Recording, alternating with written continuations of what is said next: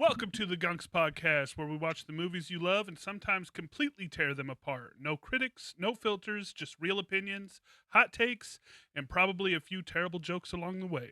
Whether it's a masterpiece or a Yeah. total train wreck, we're breaking it down gunk style. Today, we're heading into the mountains with a movie that somehow mixes horror, dark comedy, and cannibalism. We're talking about Ravenous, the 1999 cult classic starring Guy Pearce and Robert Carlyle. Set during the Mexican American War, this film follows a soldier stationed at a remote outpost who discovers that survival might come at a very unsettling cost. It's got a weird tone, a killer soundtrack, and one of the most unique takes on horror you'll ever see. Seriously, this movie goes from eerie to straight up unhinged in the best way. So grab a drink, maybe skip the steak for this one, and let's dig into Ravenous.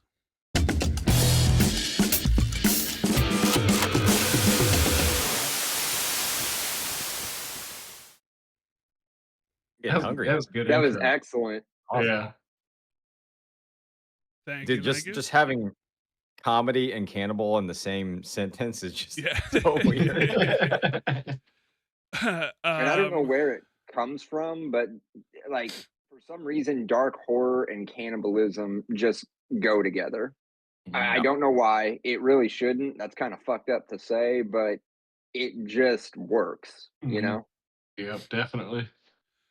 Jesse, you want to maybe start us off and why you chose Mhm. Ravenous, or Yeah, do I need to read a synopsis, or did you feel like you covered it pretty well? We started doing that. So like if you just kind of want to give a brief synopsis, maybe the year it came out, just kind of reinforce that. But yeah, brief synopsis and why you chose it for the week. Okay. Uh, so Ravenous, if I was going to give it like a brief synopsis, it would be it's kind of darkly offbeat horror, set in a remote 19th century military outpost in California. Uh, Boyd is the main character, played by Guy Pearce. He ends up getting shunned to this fortress due to cowardice, where he fought in the Mexican American War, and he kind of won that battle, maybe through, what would you say, like unbrave, I guess, or I think it's tactical, but I tactical thought it was means. tactical. And so he gets sent to the fort, and then they come across a man out in the wilderness who has a story about a cannibal that killed everybody in a cave. So they suit up and go out there to find the remains of whoever's out there, and things kind of unravel from there. And people aren't who they say they are. It has tons of cannibalism. But I picked this movie. It's one of my favorites from. It was from 1999. I think I watched it 3 or 4 years after it came out. I rented it from Finnegan's in Bloomington. It was like a small video store, and me and my dad watched it, and I got obsessed with it to the point where like I was like, this movie's so I can't place what about this movie I like so much. It's just like everything that comes together in it. The music, like always, tricks me. Like I'm like, this movie is so wild. Like the music is so interesting. The characters are cool. It's well acted. And I remember my dad was like, "What the fuck?" But I was like, "This movie's awesome." So I went and bought it on DVD like right after I rented it, and I think I've watched it probably like every other year since it wow, came out. So, hell yeah. Have but you guys seen this movie before? Yeah, actually, Jesse showed it to me right after we moved to Tennessee, and um, I'm trying to really remember. Did we go see that Leonardo DiCaprio movie where he's stuck out in the yeah, wilderness? The Revenant. The Revenant. Mhm. We went to go see that in theaters, right? Yeah, I It think it we did. Yeah. it was right around the time that movie was either coming out or had already been out for a minute, but Jesse had showed me this film and uh blown away. Like love a good period piece film. Plus Guy Ritchie. Really the entire cast. I mean, there David Arquette is in this movie, Yeah. which is so great. I mean, he plays such a little shithead private which we'll get to in a little bit. But overall, when I think dark comedy, my mind always goes back to There Will Be Blood. Mhm. And this movie has that same vibe. There Will Be Blood is a masterpiece, a pinnacle of dark comedy, but this one really does have its place up there. So, um, yeah, that was the first time I had seen it when Jesse showed it to me, and I've watched it. I think this was my fifth time watching this film. Nice. What about you, Blaine? It's a negative for me. I had not seen it at all. I heard Shope told me about it. I'd say a couple months back when we are just talking about horror films. He told me to check it out. I had it and I had not watched through it. It sounded really interesting too because I told him I was like I want something kind of old school when it comes to this. Yeah, so I had not seen it. First take of it, I enjoyed it. It's something up my alley. It was a little slow, but I don't want to spoil anything. Can I say the W word yet? Yeah. Okay. So I am terrified of Wendigos.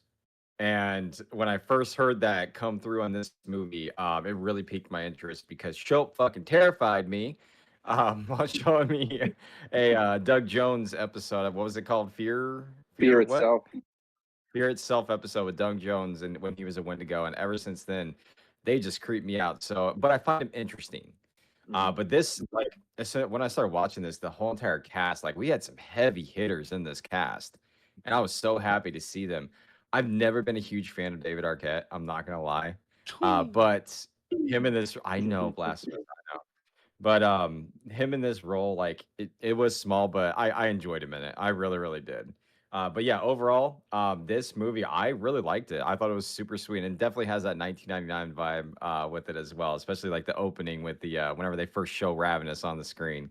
It felt familiar, if that Mhm. makes sense. Yeah. Yeah. This movie, I'm sure I've watched it with you, Jesse, or you've showed it to me. There was just like certain parts whenever I'd be watching it, like that just seems so familiar. Um, but this movie did, I it reminded me of Ghost Story. It's just got that like old style to it, that old style horror, which I dig. I can get into. It had a couple parts that really got to me, man. We'll talk about the beginning, but whenever he's eating that steak's on his plate, Oh, it Mhm. grossed me out. yeah. What sucks is I was getting ready to eat dinner, which had nothing to do Big like mistake. any resemblance with what he was eating. We were eating like potato soup, and even still, I was just like, just turned my Mm. stomach like, this is gross. It makes it even worse when so Guy Pearce in real life is Vegetarian. vegetarian. I was Yeah. gonna say I couldn't remember if it was vegetarian or vegan, but yes, he's vegetarian. So like So that seeing that bloody steak on his plate and him Ooh. sitting there hyperventilating, like that was a pretty sure real, you're gonna puke, bro. Yeah, I mean that's probably a legit reaction. At least I took it as one. very cool. But yeah, I dug it. Yeah, good movie. Great. So I guess we'll start with the first scene. Well, the opening part of it, you get a some words on the screen here, and it says, "He who fights with monsters should look to not become one himself." By Friedrich Nietzsche, and then underneath it says "Eat Me" by Anonymous. So that kind of sets Mhm, up the dark comedy aspect of the film right there. mhm. When I first watched this film, it probably took me like 5 viewings to ever really figure out it was a dark comedy. Like it just everything just kind of went over my head with it trying to be funny, and I was like, this movie is so Terrifying. terrifying Like and weird and wild, and I was like, I don't get it. And then it was right after like maybe the fifth time I watched it, I was like, oh my god, this is supposed to be a dark comedy. Like it clicked for me. I was like, there's some really funny parts in this movie, and like they're kind of subtle, but they're not like what you would expect in a horror film. But yeah, so the opening scene, you have Boyd eating at dinner. He's going to get awarded a medal, and that's where you have the dinner scene where Colby was talking about the nasty ass steak, and I completely agree. steak disgusts me. I like bloody steak, but I don't like that kind of bloody steak. Yeah. Mm-mm. It looked like almost like it was like blood soup, Yeah, as Exactly. steak. Oh god, it was so gross. So so gross. nasty. And like, so everybody's eating their meal, and like you can just hear them just like making the worst noises, like they're ravenous. They're They're like chewing and Tearing chewing the and meat. cutting out the meat. silverware And clanking. I gotta say, this is our second Guy Pearce film on our podcast, so that's pretty cool. And Holds a sword, by the way. what do you say? He also holds a sword, by the way. It was Oh yeah. refreshing because in Monte Cristo he was wielding the rapier, and Mhm. this one it was primarily the what is that? An officer's cutlass? Yeah. Yeah. So it's Yeah. like, but still, I'm like, okay, I like it. I'm Yeah. with you, Guy Pierce. And so he's eating his meal, and they're going to award him a medal, and he's not feeling it. He's getting sick at the table, and we keep having flashbacks to his time in the Mexican American War, and you can see from the first scene where they had the flashback that he ends up essentially kneeling down on the ground and laying down and acting as if he's dead. Yep. Coward. Which I probably would do the same. I don't know. If I assume he got like drafted in. So you don't want to be there. Fuck it, let me just play dead and survive. Yeah. And so he ends up getting sick at the table, and then his commanding officer notices, and he says that you're no hero, Boyd. So he ends up pretty much giving him paperwork to send him off as far away from them as possible, and they send him out into the middle of nowhere in the Sierra Nevadas. And so he's out at the fort. That's where he makes it, and it's kind of like Blaine was saying. It is a slower opening, like it takes a while to get going, and Mm-hmm. he's kind of just meeting everybody and kind of seeing everybody, and then yeah, essentially we're just at the fort at this point. I really love how they used Native Americans in this film, and Mm-hmm. just the lore of Native Americans as well, because it's so fascinating to me. Because he comes in with what's her name? Is it Martha? Martha. She guides him to Fort Spencer. So that's like our first look at her. And I love how I don't know about y'all, but every single time I see these films and it's snow, like how are they not freezing?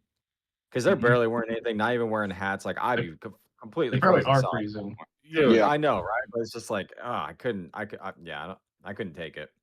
yeah, and that kind of plays it. I mean, even the weather. It makes sense for this movie to be kind of a slow burn. It's in winter. Everything's supposed to be slow and hibernating, and this movie really plays in to all of its strengths, in my opinion. You know, from the fact that it is a period piece, it does look like an older, stylized film. The story does take its time, and yeah, once Boyd gets to this, what is it, Fort Spencer, um, where he's basically going to, like we determined, he's being awarded. He technically gets promoted to captain for cowardice. Like he's being rewarded for surviving, and they're telling him, "Yeah, you survived, but you're a coward and you're kind of embarrassing. So we're going to send you super as far away as we possibly can." And the like Blaine said, the Native American gal ends up guiding him to this fort. We kind of get her a little bit of her introduction, but I mean, mainly she's just really quiet. She's just doing her job, you know, guiding him to this remote wilderness military base. And once he's there, though, uh, we kind of get a feel for it where so it's ran by a 7-man garrison, and it's almost like the island of misfit toys. Hmm. Yeah. This base is I love David Arquette's character. He's a private, and he's more or less an errand boy, a gopher, whatever any superior officer needs from him, whatever shit detail that they want to give him, it's his job to go do. But he's pretty much stoned out of his mind the entire The time, entire movie. like, constantly. um, Uh, and the travel to the fort is, I think, for me at least, the first time I hear the music in the movie because it's the music is like its own character, and then also the film has really beautiful shots. Like they're in an incredibly like beautiful area. Like everything you see, the mountains, the trees, the snow. I think it rains eventually. It's all beautiful. Like every shot they have is really nice. It is. I'm not gonna lie though, when they pulled into the fort, it kind of reminded me of one of the villages in Resident Evil, just like how run down it is and everything. Hmm. Yeah, I just like got that vibe immediately. I was like, this is probably gonna be a like at least a creepy part moving forward in this movie. yeah. And so then Boyd, Guy Pearce, ends up meeting uh, the commander or leader of the fort, Hart, and he's explaining everything to him, and he's trying to crack open walnuts, and he uses a big old book, and he's just telling him, if you better like drinking or you better like reading, one of those things.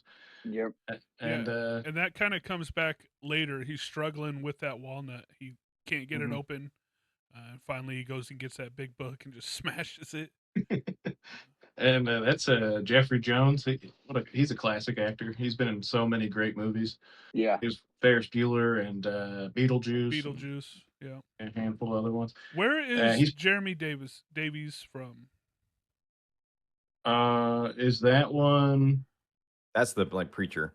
the preacher guy? I don't remember anything he's been. So I will actually say something. He is the voice of Baldir in God of War, and he does the motion capture of Baldir for that video game. And he's Oh. been in a couple other movies as well. I've seen him before. Yeah. Are you talking about Jeffrey Jones, Colby? No, the Jeremy Davies, the Yeah. preacher. He's Yep. he's in something. Yeah, I think he's in a He's in TV Black Phone. series.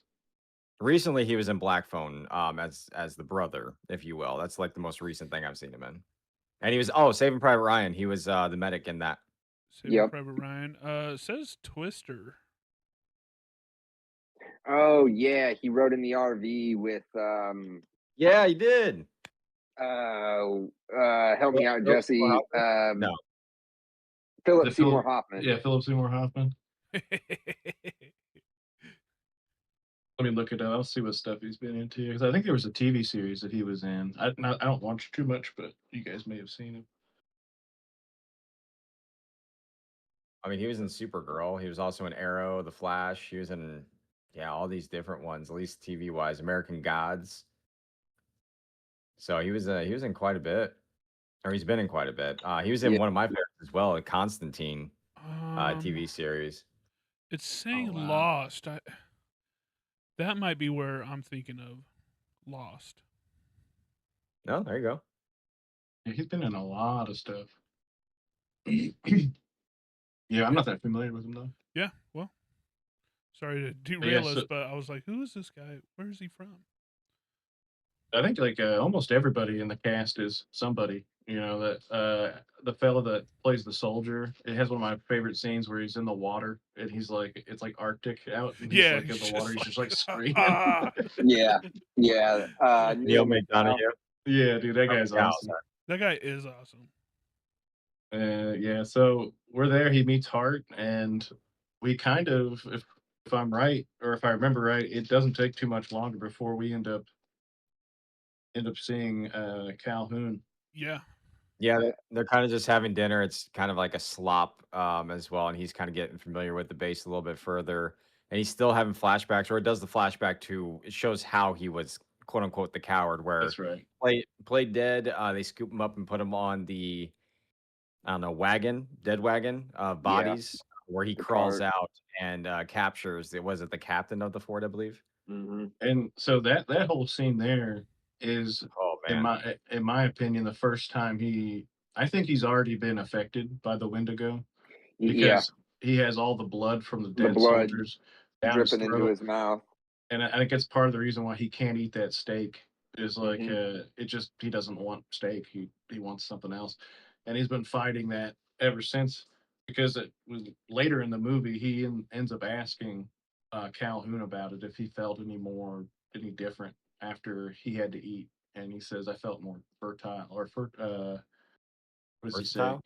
Yeah, like vigorous or whatever. Oh And yeah. so I definitely think that Boyd has been affected by it long before he got to the fort. Yeah. I didn't even think about that, but that makes a lot of sense. And so, is this eventually we get it to a point where he's sitting with Hart and he ends up seeing Yeah, a he man outside. sees him outside the window and scares the shit out of him. And this is where we get introduced to Robert Carlyle, Calhoun. So they find him outside. He's all almost frozen to death, and they drag him in and warm him up in a bathtub. And Hmm. all these scenes from Calhoun onward definitely feel to me at least like it's like a inverse of Christ. Like he's like gets drug into the water and bathed where Jesus would bathe other people. So he's getting bathed. And he Hmm. looks like Christ with his long hair and his beard, and he's a religious man. And he ends up talking to them once he wakes up. They're trying to figure out where he's from, and they thaw him out. And he wakes up and he explains to them. Does anybody want to tell anybody what that story's about? Yeah, so pretty much they're trekking across was it Sierra Nevada to I can't remember exactly where they were going. Um, but pretty much they were out for 3 months. Whenever they were trying to cross this, they decided to take a path, or I should say a shortcut. And unfortunately, that shortcut did not end up being a shortcut because the wagon got stuck. It was a little bit more, the terrain was a little bit more difficult. So once they got stuck there, the storm came in and pretty much just took everything to where they had to hide out into a cave. And during that time in the cave, obviously, they had some food for a little while, but once that went away, they had to eat the horses. He even breaks my heart. They said he had to eat his dog. Hmm. On top of that, and then he kind of goes forth and says he was looking for firewood, and when he came back, he smelled the beautiful smell of cooking meat, and he said he was just so happy smelling that. Come to find out that they had cooked one of their party, so they started to pretty much start eating each other. And I'm just again blowing over it really quickly. You guys filling whatever I missed. I mean, I think that this whole thing with Robert Carlyle is a really good actor. Like he just really sells it, and I find him like fascinating, like mesmerizing to watch as he tells that story about how he came to be and where he's from. Yeah. I try to put myself in his. I've never truly been starving, spoiled, I guess. Um, but can you imagine going weeks without food and then you come back to just the smell of meat cooking? You, I would eat, whether Well, he that said is, they even. I don't mean to cut you off. They no, even said like they ate their shoes, right? Yeah, the yeah, leather. Hmm. the leather and Yeah, like they're you can imagine, yeah, you're so hungry eating that, and then like you said, yeah, coming back to that smell. Oh man. yeah, I think just the hunger would just take over and, like the title says, you would just ravenous, you would just dig Yeah, Hmm. in, like, give me it. like if all four of us were out in the wilderness and I died first, you guys can eat me. Like if you got to I survive, go appreciate ahead. it. Yeah, no problem. On Do I'm record. do not eat me. I'll say, I'll say that right now. Oh, we won't, Colby. We won't. Promise. So yeah, he You tells won't the like me. story. I'm And, gassy. yeah. That's more flavor. So he tells the story about how he had to eat meat, and he ended up going from eating somebody who had died to now they're starting to kill people in the cave and eat them. Yep. And they go through the entire group, and it's essentially left down to Calhoun, the fellow left out in that just walked up The into the wilderness. fort. Yeah, they just found him. Colonel Ives, the leader of the group, who said he had a shortcut, and a lady, one of the fellow's wives, and so he got scared and ran out, and that's when he found the fort. And so they find out that there must be a lady still, possibly still alive out in the cave. So they essentially suit up and go out to find her because it's their job as soldiers to go help her.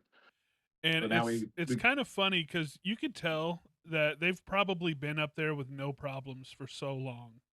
Like, Hmm. oh, boys just smoking weed every day. Like they're Yeah. it's nothing too exciting happening up there. And then he's like, we got to go. It's our jobs. And none of them really know like what to do or how to act, Yeah. Yeah, but Yeah, they before just they been hanging go, out this whole time. Yeah.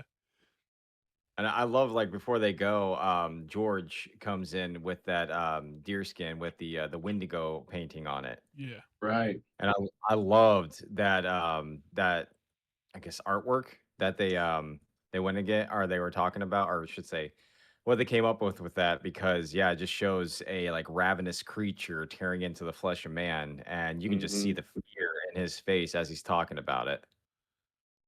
It's true. Like And he caught on immediately, like when he was telling his story, like you could tell, like Yeah. He even backed he up, was I think, terrified. was like, oh, shit.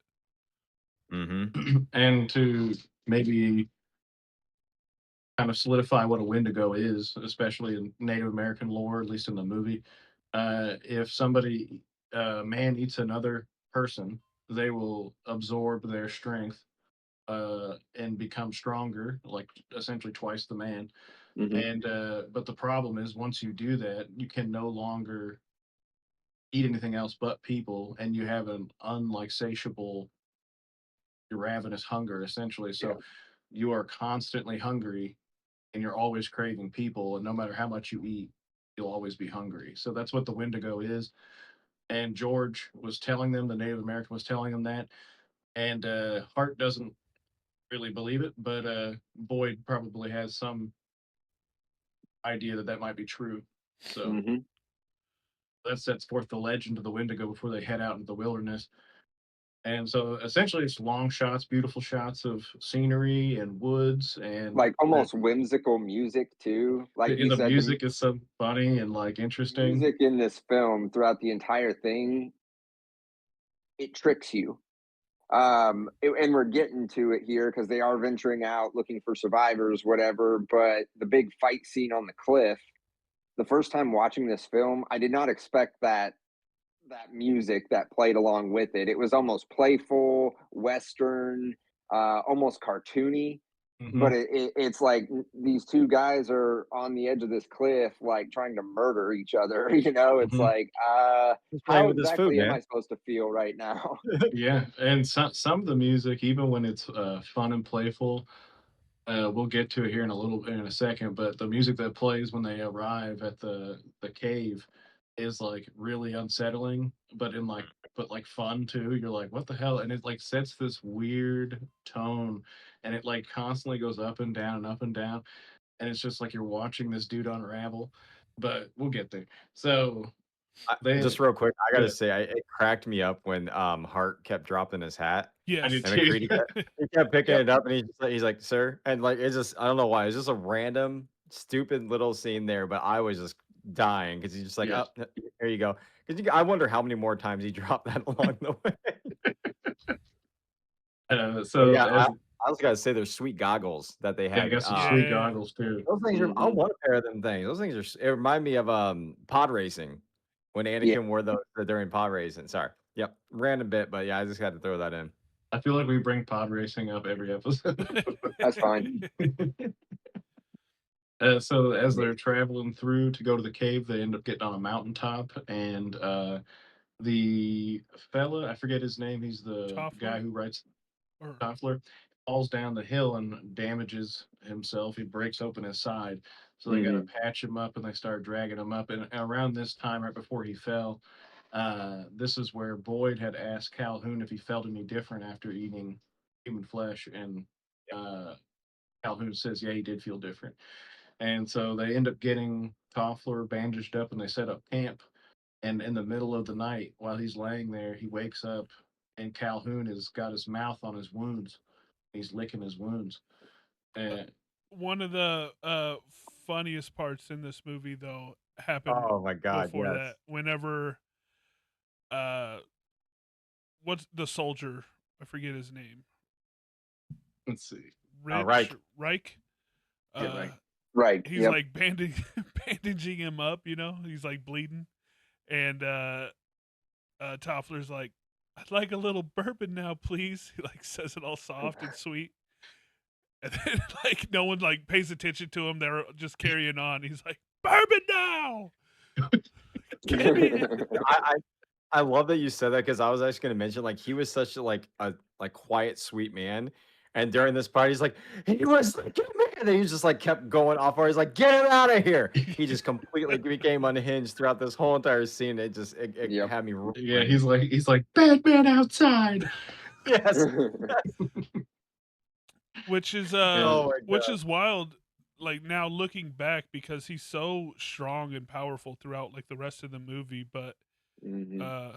you could tell he's hungry, and he was kind of gave himself up Smell there that for sweet a minute. sauce. Yeah, almost it's true. blew his cover. That's true. And so they find him sucking on his wounds, and so he begs for them to tie him up because he can't be trusted. So they tie him up, and then they end up heading out towards the cave again. And as they get closer, Calhoun begins to have like a complete. They called him being spooked, but he has like a complete psychic breakdown, like where he's just like freaking out, and doesn't want to go near the cave.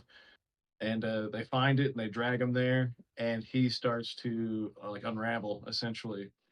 And so Hart ends up asking Boyd and Reich to go into the cave to see if they can find the lady. And so they go in to search the cave, but they're outside. And then the music kicks in, and Calhoun begins to start digging in the dirt next to the cave.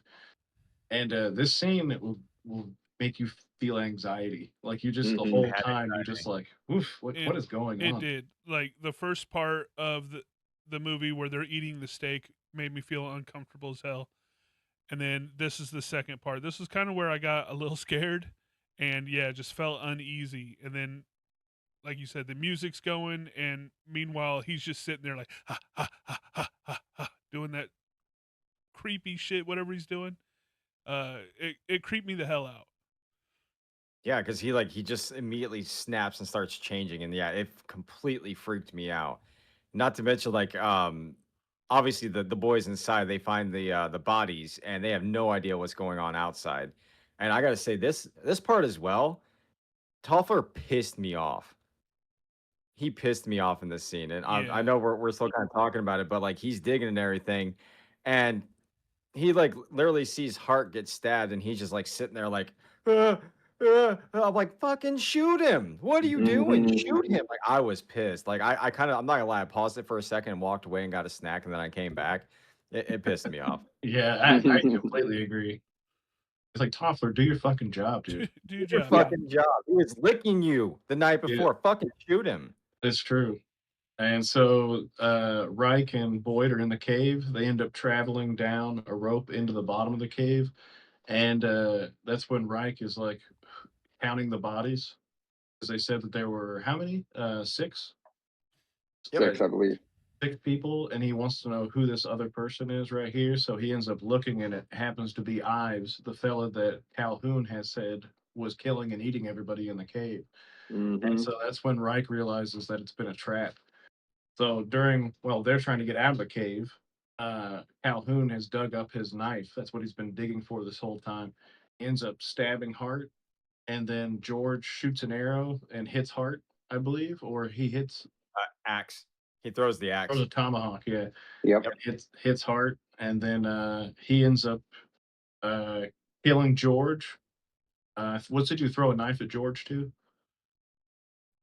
No, he pulled out his Colt and shot him off the top of the cave. That's right. Yep. Yeah. So he shoots and kills George, and that leaves just Toffler. And so The uh, gun jams. yeah, Calhoun gets his pistol and points it to pull the trigger, and then doesn't go off, and he says that is annoying. He Yeah, tells him to run. yeah, And yeah. then he takes off his jacket. He's just like, "All right, let's do this." And he even like lays it out over Hart too, like all pretty.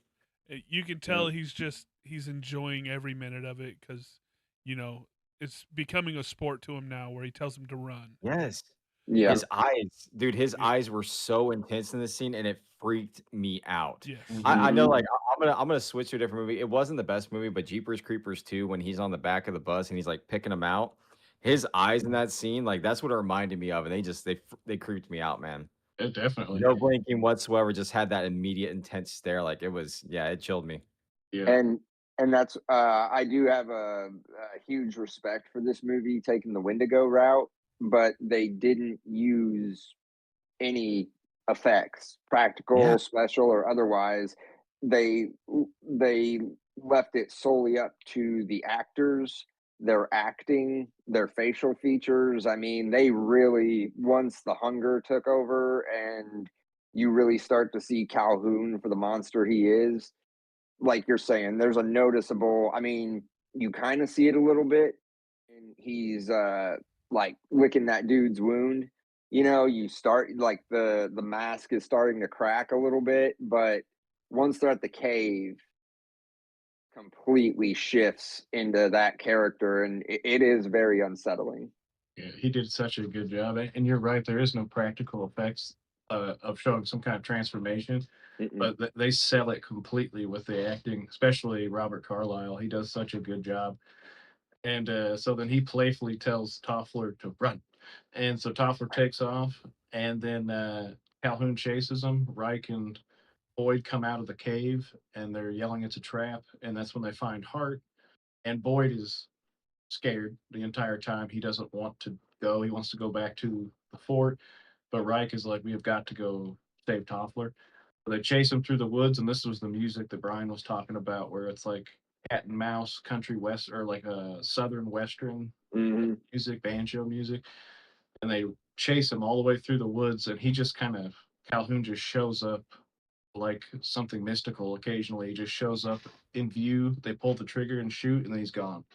It's almost supernatural. Mm-hmm. And they end up going up on top of the mountain, and this is where Reich ends up meeting his end. He falls down, gets hit with a knife, I believe, falls down the this huge cliff, Yeah. and Calhoun wants to kill Boyd, but Boyd is like his cowardice takes over, and it almost Yeah. acts as bravery. He like runs and jumps off the cliff to get away from him. He's like, I would rather jump off this giant cliff than deal with you. Yeah, then get eaten. Yeah. Is so he ends up falling through the treetops, lands all the way down onto Boyd or Reich's body, and they roll down into some kind of covered up. It's covered with branches and stuff, and he breaks his leg. And so this whole Mm-hmm. time, Calhoun's like sniffing him out, looking for him. Which And he so was down creepy. there for how long?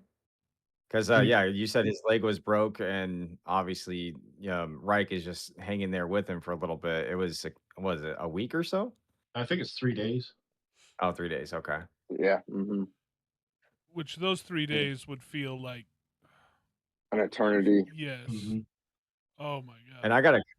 I gotta comment on that because I mean, I love that, first off, he doesn't want to die. So he takes Reich's jacket. He's just like, I'm gonna take this old buddy. Like, you're not using it.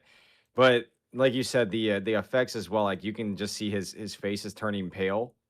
And then like even his teeth, they kind of got the film over them as well. And you haven't eaten or anything, like it kind of does that.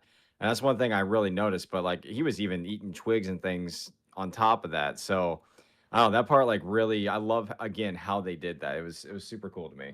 Definitely. And before they go on this trip, they ask George, "Do people still do this? Like eat other people?" And he says, "White men do it every Sunday. They eat the blood of, or the body of Christ." Mm-hmm. And so as they're down in this clearing, this covering, and he finally gives in after 3 days, and he ends up taking the knife and cutting into Reich and eating his flesh to gain back the strength he lost from breaking his leg. So he sets his leg, and then again, after 3 days, like Jesus, he comes out of the cave.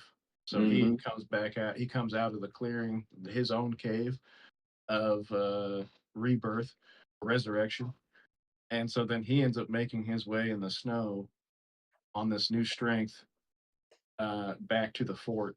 And this is the first time I think they had. I don't know. I couldn't really tell. Like they had graves already laid out for everybody. So they must have been like they're dead. Uh, Yeah. and so then that's when Boyd shows back up and Cleves, David Arquette's character, sees him. I will say, it was scary as hell when he first falls in that hole, and Cleves is like looking for him, and you can just see him like sniffing around. You can just see him Calhoun. through like or count, yeah. Uh, he was just like you see him through the branches up top and stuff. Whew, like Hmm. I, you would just I hold your breath, like oh god, this guy is do, scary. do you think he knew that he was in there and he was like letting him have Maybe to I eat? think be, I be, think he did. because they later say like cannibalism is lonely. Yeah. So Yeah.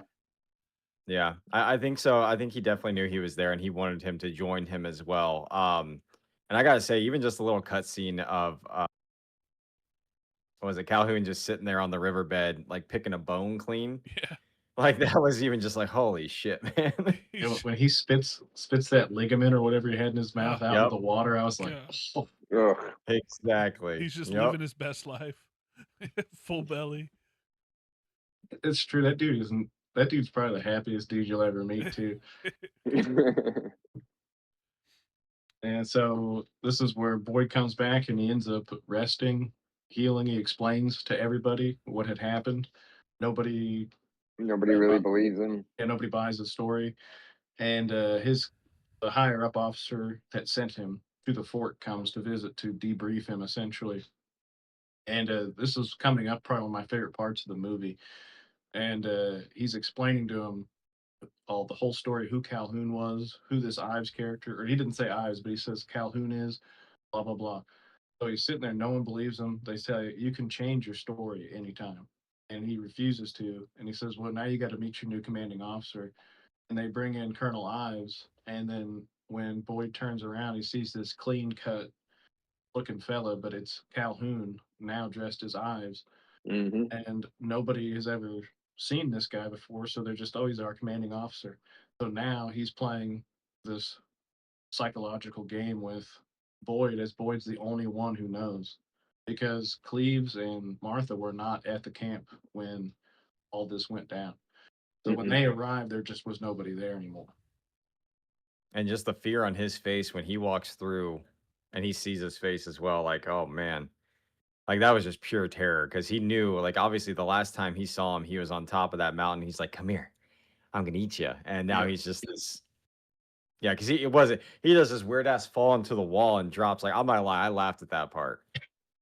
Like he just kind of falls into the wall. It cracked me up. Yeah. So And back on the mountain when they were all fighting each other, and Boyd jumped off. Before Boyd jumped off, he had shot Calhoun In the shoulder. in the shoulder, and Calhoun fell back. And this was maybe one of the first instances of seeing something more supernatural, I guess, with Calhoun, because he just raises up like Michael Myers after being shot.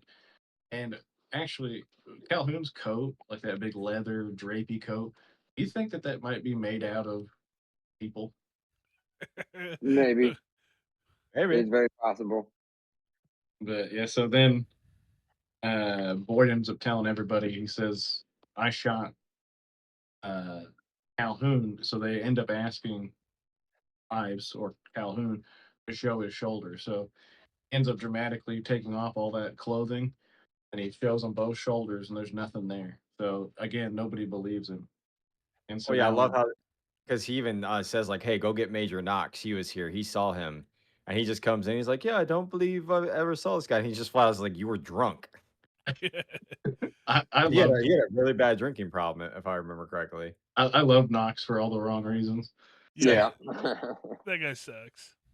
yeah, and so they end up showing the shoulders, and there's no wounds there. So now it's Boyd, Cleves, Martha, Knox, and Ives all sitting around, and it's just a kind of a tension for the next couple Yeah, scenes.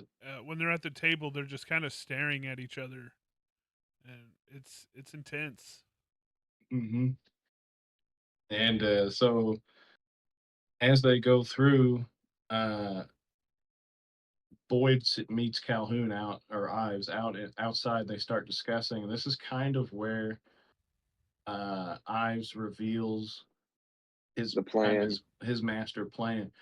He's planning on having coming summertime. There's going to be more and more people coming through this fort, and so he's going to end up having tons to eat. But he kind of explains in a way that he doesn't want to like Colby said, being a cannibal is lonely.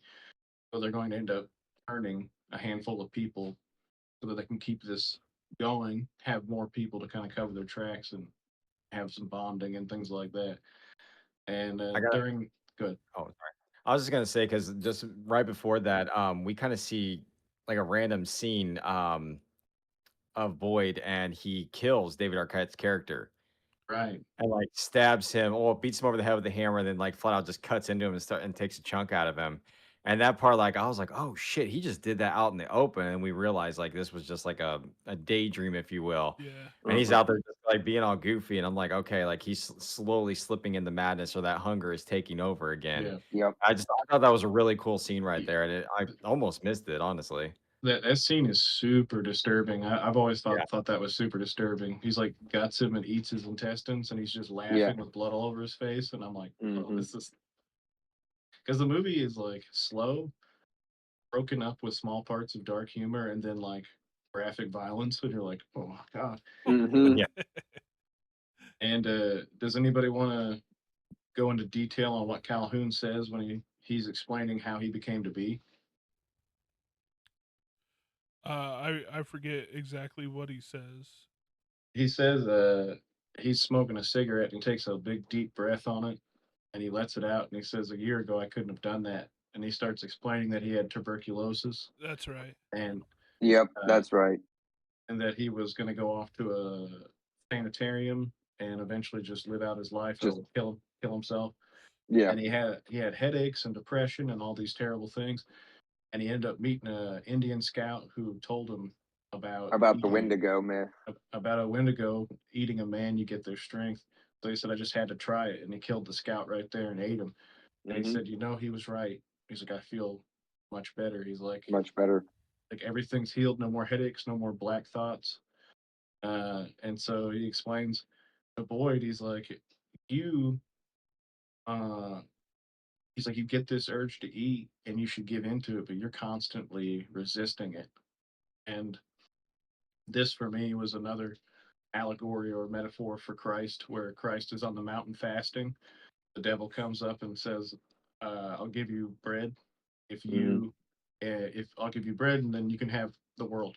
And he refuses to eat still, and so it's kind of like Calhoun is like the Antichrist or the devil, and Yeah. Boyd is almost a Jesus allegory, where he's peaceful, refuses to eat, he's fasting this whole time, and so they go into the detail, and this is where Boyd attacks Calhoun, cuts his hand, and he starts to tempt him with the smell of blood. Mhm. And Boyd refuses to partake in it, but he wants to really bad. And throughout this, from this point on forward, this is where Calhoun begins to tempt him constantly with blood. And that's when he's found out the other group come out and see that what he's done. And so they end up taking Boyd in and locking him up. I And would. honestly, I really did like that scene a lot because even Calhoun looks at him and he's like, why are you fighting this? Mhm. And he just flat out says it's wrong. And he's like, morality. And like that part right there is just like yeah, I love how you broke that down because it's true. Like he doesn't want to give into that evil, even though like it's really, really tempting. Mhm. I know I would give in if there's a Mhm. Reese's in my fridge. Like I can't even resist, man. I think about it until I get that Reese's. Yeah. Uh, And just imagine that on insatiable hunger, yeah, Colby. exactly. It Yeah. would be nuts. Oh man. I would give in and just whatever. And But so yeah, from this, I'd say this brings us good. to the part where Martha, she's kind of walking around the camp and she discovers that all the horses have been completely slaughtered and just Mhm. completely ripped apart. And I believe Cleves Mhm. is Yep. also she finds him dead and his chest completely ripped open on top of the fort as well. And yeah, this is kind of where everything really unfolds because again, Major Knox thinks it's Boyd, but even blood starts dripping on her face because that's again when we find sorry, Cleves up Thieves. top, and all of this gets put on the Boyd, and they think it's him, even though he was locked I mean, up. he So was that locked up the whole time, but yeah. Yeah, and Boyd is wondering how Calhoun could have done this because they were Mhm. together the whole time. Yeah. And Exactly. this is like Ives begins to make a stew, a big pot in the kitchen, starts cooking it up, and give me one second. I think I wrote something down. I liked. Finish your stew. Yeah. I think it has to do with Major Knox. Yes, it does. Yeah. Because I mean, He's he comes in and says like, "Hey, you know, my sword's missing above the parlor." He's like, "Yeah, I haven't seen it at all," and he kind of smells it, and he says, "Oh, you know that smells really good." Or no, he's like, "What are you cooking?" He's like, "Oh, stew." And God, what does he say? Oh, he yeah. says, He's "You need like any help?" yeah. He's He's like like, "No, perhaps later you can contribute." He's like, "You just let me know." And like, you yeah, just let me know. that part cracked me up. He's just like, we all know what's gonna happen here, but he has no idea what's going on. Yeah, and that's true because Knox sees that, like you said, his sword is missing, and this is where he's like that come or he goes to see Boyd, and he tells Boyd to shut up. He shuts his door, and then he comes back into the kitchen. He's like, "Now how'd that door come open?" And he closes it and turns around. He's like, "Good heavens!" And then you just see his head get cut off, and it rolled around. Whatever, you don't really see it, but in my head, I see it because they kind of cut away. But I'm like, "Oh God!" Yep. And so that's probably at the point where they end up. That's when it's revealed. The door opens up on Calhoun, or excuse me, Boyd, and you see that Hart is not was not killed. He was stabbed and left for dead, and Calhoun ended up using the other people's bodies and stuff to turn him into a Wendigo and get his strength back.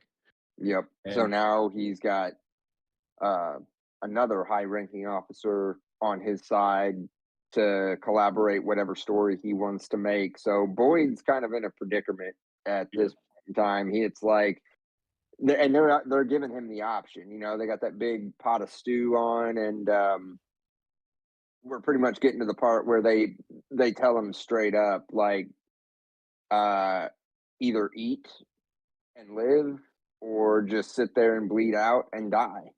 hmm Really care, but we're trying to get you to see the brighter side of all of this, which, you know, the whole plan of people moving out west, passing by the fort, we've got an endless food supply. And if we turn just even a dozen men, you know, that's a dozen people that'll, you know, back up whatever story we feed when all these people go missing. It's like pretty devious. yeah, it's true. And right before this, I think Calhoun or Ives had stabbed Boyd to wound him essentially mortally, saying, you know, this is you can die or you can eat. And he eventually does eat. He ends up eating the stew that they made, and he gets healed up pretty well. And this is, I think he does this for a specific reason. I think he's like, I'm going to eat to survive just long enough so I can take care of you. Like, I'm Hmm. gonna finish you. And he ends up once he's healed up, he talks to Hart, and Hart explains him the same thing. He says it's lonely being a cannibal, and it's just the way it is. And this is where the walnuts come back into play. The walnuts he struggled with so much before trying to open. He had to use that big heavy book to crush them. He smashes three of them in his hand. Like with it was nothing. What a Yeah. beast. Dude, Yeah, and I love that honestly, scene. no judgment at all. That stew looked damn good. Oh Um, yeah, Yeah. I just imagine it's deer meat at this point, but it looked it's freaking just good venison. with some It looked potatoes. Like, tasty. Yeah, imagine that a really, really cold winter night. You got a nice hot stew, and like I'm going to talk about this coming up a little bit later, but that stew looked pretty damn appetizing. yeah. And before all this, they end up sending Martha out on a mission, so she's no longer there right now. So she's not Mhm. involved in what's been happening. And before she leaves, Boyd had asked her, "How do you stop this?" And she says, "There's you don't. Like once you become one, you consume and consume and consume. And the only way that you can stop it is through death." And so that's where I think Boyd decided that he's going to eat the stew, get stronger, and he's going to get revenge. Yep. And so he talks to Hart, and he ends up convincing Hart that he's going to kill Calhoun or Ives, Ives, and yeah, yeah, Calhoun. Ives, and Hart ends up having a change of heart, and he decides, well, if you're going to do that, you have to kill me. I can't live like Can't this. live like this. Yeah. 'Cause he even says when he kills Knox that he hated doing it, like he did Mhm. not like killing Knox. And so that's what Boyd does. He ends up stabbing him and cutting his throat, and it sprays all over the window. And that's when Ives sees it. And this is where kind of the final confrontation comes from, right here. And Yeah. And what a great trend of the film. It is pretty drawn out, fairly long. Um, slow at times, even, but what an intense fight. Like mhm, these guys are only one of them's walking away from this. mhm, At least you get that immediately as soon as it starts. It's like, I mean, this is it. Like both of them are pissed, and mhm. granted, we're rooting for Boyd, but shit show this whole thing Yeah. has been. And just so I'm clear, like at this point as well, isn't the general coming back to the fort, right? Yeah. Yes, he's on his way. Hmm. And Calhoun is waiting, has been watching him, or Ives has been watching him through a Because telescope. he picks him out. He says, "Look at that, breakfast, lunch, And uh reinforcements. and reinforcements." Yep. And so this is where the big fight happens, and there's more Christ imagery with Ives painting a cross on his head in blood. And they end up having a pretty visceral fight where it's like chopping arms and hitting each other with logs and beating the shit out of Busting each other. buildings down on top Yeah, of your head. it's true that there's like more headbutts in this movie than any movie. Like I think I counted like 5 headbutts. Like, Hmm. and they end up busting each other up and leading. Uh, he ends up Boyd ends up pulling the entire roof down onto Al or Ives, and Boyd is like horribly wounded, and he walks into the like the shed where the horses were kept, and that's where Calhoun Ives comes out of the like. It reminds me of The rubble. the rebel. Reminds me of Teenage Mutant Ninja Turtles 2, The Secret of the Ooze with Super Shredder when he Yep. Yeah. walks Yeah. in. I And I also gotta say, like when he has that pitchfork and he's got that cross on his head, like he's holding it for a second. I was just like, okay, this kind of looks like the devil. He's wearing a red jacket. He's got a Hmm. red cross on his forehead, and he's just covered in blood. He looked like the Antichrist right there for a little bit. yeah, and when they ate the stew together, essentially the last supper there, the last meal, because that's the last time they're going to eat. And so they end up battling it out and going to the shed. And earlier in the movie, Boyd had seen massive bear traps up on the wall, and so he sets up a bear trap, and he gets into it with Ives, and they battle it out, and finally they fall backwards onto the bear trap, and the bear trap looks like giant teeth, like a mouth, poetically eats both of them, and they're both laying there dying out. And Ives ends up saying, "If you die first, I'm going to eat you. The question Hmm. is, what are you going to do if I die first?" And he tells him, "Eat or be eaten." And pretty much, he ends up Calhoun or Ives dies, and then Boyd lays there. But Martha sees it, and then but while they're stuck in that trap, the officers come in and mhm, yeah, when they're eating that stew, and man, it's just so eerie. Everything, whenever Hmm. so it's just going to continue on. Like she said, there's no stopping it. So mhm. this is just going to keep going. And then whenever, like you said, they're in that bear trap, and he's like, "If you die, I'm definitely eating you." Like, so scary. You can't get away from it. Mhm. And that's what I And was gonna refer back to again, is because that general comes in, he smells it a couple times, and he takes a bite of it, and he's just like, Like, I'm like, there you go. Now No. you right. taste the man. Well, here we go Made your knocks again. taste good. And the way that it seems to work, that if Boyd or Calhoun ended up eating the other one, they probably would have survived that bear trap. Well, like it just seems to be that way. But Hmm. Boyd, So maybe you guys can clear it up for me. Like they have to be dead before you can start eating them. I don't think so. Uh-uh. So then one thing that kind of perplexed me is like, why didn't Calhoun just like start taking a bite out Yeah, of his face right then and there and like, start eating him? yeah, I said the That's same just me thing. personally thinking. I'm just like, he could have had at least like a, good chunk of the nose or something. Yeah, I thought the same thing. I thought how horrible of an ending would it be just two guys eating each other in a Oh bear my trap? god. Yeah, it'd been horrible. Hmm. Bertha They walks in and she's not just sitting there quiet, like that's a shriek and a run away at that point. Hmm. they were looking pretty weak at the end there though. So maybe Yeah, that they just didn't have the strength to do that. yep. And so then Martha sees it, and then the general eats the stew, and that's the movie right there. I love how she just immediately leaves. Yeah, she got the Yeah, fuck out of Like there. she she leaves the knows. fort and everything. Yeah, Yeah. she Yep. flat out leaves the board. She's like, there's no point even going back talking to the general, nothing. Like, I'm just fucking gone. I'm done with this. And like you can just see the fear in her face. Like she's like, yeah, this is just gonna keep continuing. I'm out. Yeah. Yeah, Yep. and to maybe conclude on the whole Christ allegory thing, when Boyd sacrifices himself, verse what's Calhoun wouldn't do that. He wants to continue living on and eating and continuing, but Boyd decides I'll sacrifice myself to end this entire thing. So that would be kind of, I guess, the bow on that allegory there. Hmm. In But yeah, vain. in vain, definitely one of my favorite movies for sure. Yeah, it's a wild ride for sure. I might say your best pick so far. Okay, good. Hmm. I've had some ruts here. 4.7. No. Better than the 4.5. uh Blaine, do you have any fun facts or I do. I got a deep couple dives? here. Yeah, we kind of already talked a little bit about it, but yeah, the film takes place in 1847 during the Mexican American War.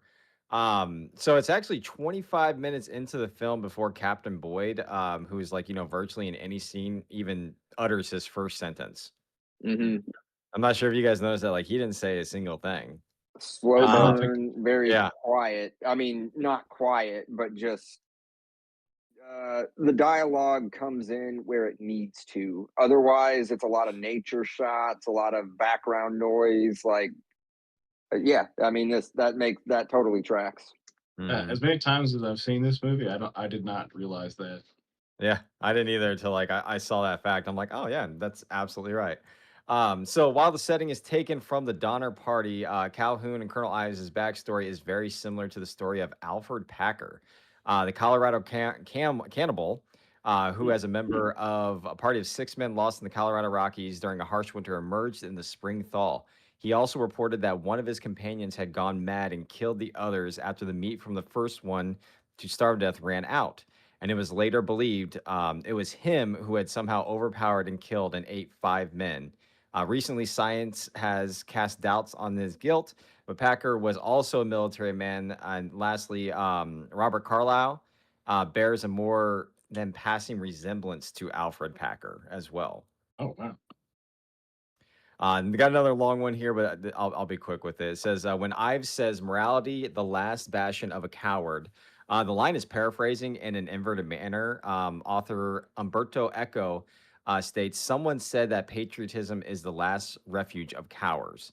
Both ideas imply that noble and on the opposite side of the spectrum,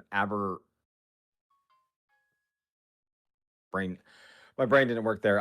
Certain behavior can be justified or excused depending on the circumstances. So, in the film's context, Ives is stating that the traditional ideas of morality have no meaning and are useless in a remote frontier world. Mm. I Uh, don't solely disagree with him. right? I mean, think about it. The further out you get, the who's going to enforce the rules? Hmm.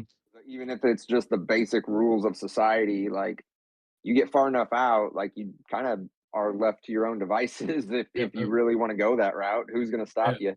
it's true, Right. and this film is often labeled as a western, and so Mhm. that there is that aspect of the Wild West, like who's going to uphold the law. So Hmm. Yep. I got another one here. The writer Ted Griffin got the idea for the film while reading Dashiell Hammett's The Thin Man. Mm. And then Fox's first choice for a replacement director, because I believe the first director was only there for about 2 weeks. They had a replacement in mind, which was Raja Gosnell, and the cast completely mutinied against him, feeling he was unfit choice to helm the project itself. So the whole entire Wow. cast was completely against it. That's Two awesome. more here. After hiding out in the woods from the Wendigo, Boyd hikes back to the camp. The music that is playing is a church hymn called Jesus is Coming Soon. So you talking about this music and the significance of, the religious along with Jesus and the music as well. Oh wow. Let's see here. And then the last one here, according to DVT commentary track, a few minor cuts were made to get an R rating for this film. Hmm. I'd like to see the unrated version. Mm-hmm. Right. Budget breakdown. This movie cost about $12 million to produce. It did not do well, so domestic opening was around $1.1 million, Ooh, and then the domestic gross was about $2.1 million overall. So the film did fail to find an audience during its theatrical run, but it has grown a huge cult following since then. did we say 99 when this came out? 99. Yep, Another and that's a 99. big year. Another tough competition there. Mhm. But that's what I have for fun facts and budget breakdown. Hell yeah, that's awesome. Nice. Uh, What should we go ahead and score it? yeah, let's score it. Jesse, you want to start? It's your pick. Sure. Yeah. I'm gonna make it a 7.5. All right. I'll go one down from that. I'll go 6.5. Pretty good I for was me. gonna I was gonna meet in the middle and say 7. Yeah, I'm pretty close actually. I rated it a 6.9 because this movie was nice. I enjoyed it a lot more. Just from the trailer and everything, I enjoyed it a lot more than I thought I was going to. Like it's a good film. I do like it a lot. So I've never seen the trailer. So you watched the trailer? Don't judge me, yes. But Does again, the this was when Shope told me about it like a while ago. I had watched the trailer And I before think we I even sent talked you the about it. trailer. I'm like, hey, check this out. And I sent him the movie trailer. What Yep. did you think of when you compare the trailer to the movie? Or do you I remember the mean, trailer? the trailer, like I love the trailers of the 90s because it was very brief. Hmm. I believe that the trailer Shope sent me was maybe 30 seconds, 45 seconds. It was Something like very that. quick, had a sweet voice, background talking about it, and it was just very quick snippets. Like you didn't get any of the guts of the film. Mhm. So it left that mysterious part of it. And yeah, I actually enjoyed the trailer quite a bit. I feel like this is a really difficult movie to market. I just don't know how you would market this movie. Right? 'Cause it's not like a Very true. full-fledged horror film or a comedy or anything. Or a Western. I mean, yeah, this would be kind of a hard one to give a trailer that really like what is this movie about? Yeah. Snow and blood. Yeah. Uh, Jesse, this is kind of hilarious. So altogether, we rank this a 6.9, and that is tied with Ghost Story and Perfect Blue. So, All my movies. But I liked it. I liked it. I I like the liked it. consistency. yeah. I liked it a lot, dude. I really did. Yeah. Like That this is is so one I funny. will watch again. Like, not Mhm. even joking. Like, I really did. Again, the cast, Robert Carlyle, like, it was fantastic, and I'm definitely gonna watch this again. Colby said that Ghost Story's groaning on him. Ghost Story is growing on me. Like I find myself just thinking about it all the time, Just really. thinking about the kids. Yeah. Yeah. So I'm definitely gonna have to rewatch that one here soon. And then, Uh, like I was telling Jesse, once we get some more movies on this list, it would be fun to do an episode where we maybe re-rank the movies because sometimes they just take some time to kind of settle in, and Yeah. sometimes you're just riding that high. So maybe you did score it high or score it low. So, Mhm. after some time goes by, you might feel like, oh, I need to up that or I need to lower Yeah. that. What I'm planning on doing if we do that is I'm not going to look at my ranks. I'm just going to re-rank them from how I feel currently and Hmm. Fair. just see how different it is. I feel like I've ranked every movie, I think the highest out of everybody. And so I feel like I'm going to see if I still feel that way without knowing the ranking I gave it before. Yep. But all right, that'll do it for Ravenous. Awesome film. I'll definitely rewatch this movie. It was fun. It was scary. Creeped me out. Um, yeah. Made me hungry. I Mm. know. uh, let us know in the comments. What do you think? Have you seen it? Would you ever become a cannibal? Who knows? If you're out there on the Also, mountains. yeah. Also, go ahead and leave us your favorite stew recipe while you're at it.